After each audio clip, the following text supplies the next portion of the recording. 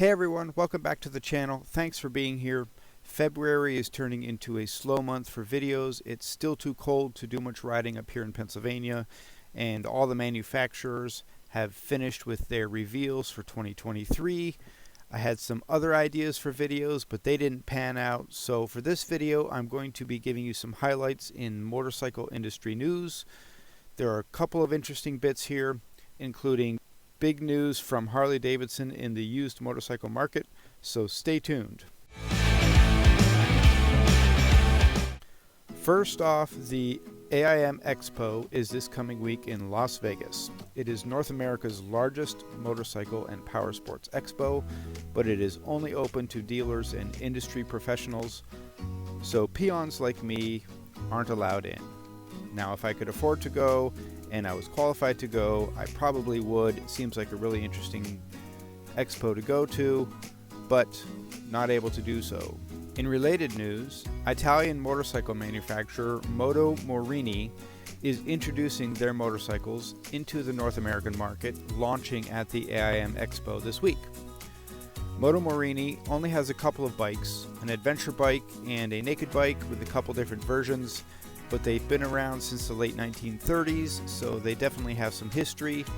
I personally think they're going to have a tough time in the US market since there's already quite an established market for adventure bikes and naked bikes, but I certainly wish them well.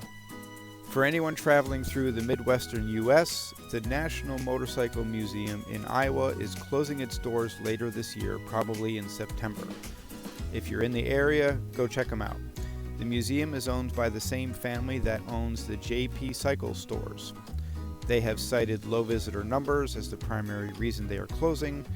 The privately owned merchandise will be auctioned off at some point, so if you're interested in participating in that, you can check that out. And in some weird news, I learned that the state of Connecticut is proposing a law that any motorcyclist killed in an accident without a helmet will automatically be eligible for organ donation even if they didn't sign up for it. To me, this is overstepping. It's crazy. I know there are some religions out there that do not allow organ donation, and there are some people that just don't want to sign up for that. But according to this law, if you die in a motorcycle accident and you're not wearing a helmet, you won't have a choice in the matter. Many of the motorcycle manufacturers are posting or have posted their sales numbers for 2022, and it looks like most of them saw a decent profit and an increase in sales. BMW, Motorrad, and Ducati in particular posted that they've had their best year ever. Energica saw a big increase in sales as well, although I think that's more in the European market since they've just opened up in the States. Livewire, the electric bike company that is primarily owned by Harley-Davidson, did not fare so well. They sold a very measly 69 bikes in the fourth quarter 2022, posting a negative 28% sales number.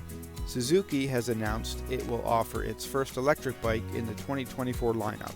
It might not come out in the initial lineup, it might be more mid-year 2024, but they have announced that that is when their first electric bike will be available. They plan to have 8 electric bike offerings by 2030.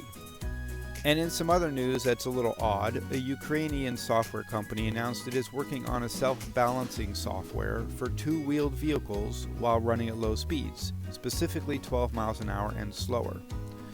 I guess this is designed for new riders, people on scooters and commuter bikes who haven't learned how to maneuver their bikes at low speeds very well. But I have a better idea. Take some lessons, watch some videos, go out and practice, people. I have no idea how software is going to keep a bike from tipping over at low speeds. But if you're dropping your bike at low speeds, the solution is not a software upgrade on your bike. It's better training and practice. And since I like to save the best for last, Harley-Davidson has announced that the HD1 Marketplace, which is their website for selling used Harleys, is now going to allow private party sales. As a consumer, you can now put your Harley up for sale on the HD1 Marketplace. Not only that, but as a buyer, you can get financing from Harley to purchase a privately owned bike through their rider-to-rider financing program. It costs $7.50 a month to post your bike up for sale on the HD1 Marketplace. I think this is a really interesting and innovative idea. I know that Cycle Trader already does something like this, but this is specific to Harleys. I'm very curious to see how well it works out. So if you're thinking about selling your Harley and upgrading, or if you're in the market for a used Harley but don't want to pay dealer prices, check that out as an option. That's all I have for you right now, folks. Thanks for watching. Enjoy your day. See you next time.